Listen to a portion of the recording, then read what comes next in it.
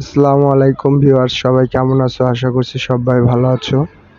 তো আমি একটা নতুন ভিডিও নিয়ে তোমাদের সাথে চলে আসছি। আজকে কিছু কথা বলবো, মনোযোগ দিয়ে ভিডিওটা পুরো না টেনে কথাগুলো শুনে যাবেন, আপনারই উপকার হবে আশা করি।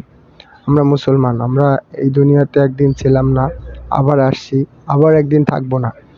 আমরা দুনিয়াবি কাজে অনেক ব্যস্ত থাকি, কিন্তু আখেরাতের কথা আমরা কখনোই চিন্তা করে দেখি না যে আমাদের পরকালে কি হবে।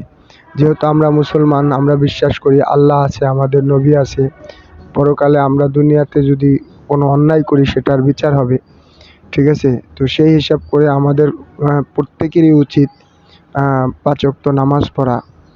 ৫ ওয়াক্ত নামাজ আল্লাহ তাআলা আমাদের মুসলমানদের জন্য ফরজ করেছে। সেই সালাতটা সঠিক সময়ে সঠিকভাবে ফরজ সালাতটা আদায় করা। তো আমরা দুনিয়াবি কাজে তো অনেক সময় দিই, অনেক সময় ব্যয় করি। তো আমাদের প্রত্যেকেরই উচিত, প্রত্যেকটা মুসলমানের উচিত ৫ ওয়াক্ত নামাজ পড়া।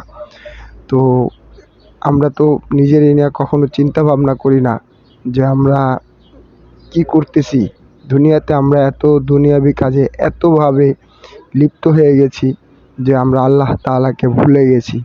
তো প্রত্যেকেরই উচিত একটু চিন্তা ভাবনা করা, আমরা দুনিয়াতে কিসের জন্য আসছি, কেন আসছি। আমরা কি শুধুমাত্র এই দুনিয়ার কাজ নিয়ে ব্যস্ত থাকার জন্যই কি দুনিয়াতে আসছি? না, আখেরাতের কথাও আমরা মুসলমান যেহেতু আমাদের চিন্তা ভাবনা করতে হবে। তো সবাইকে ৫ ওয়াক্ত নামাজ পড়ার তৌফিক দান করুক।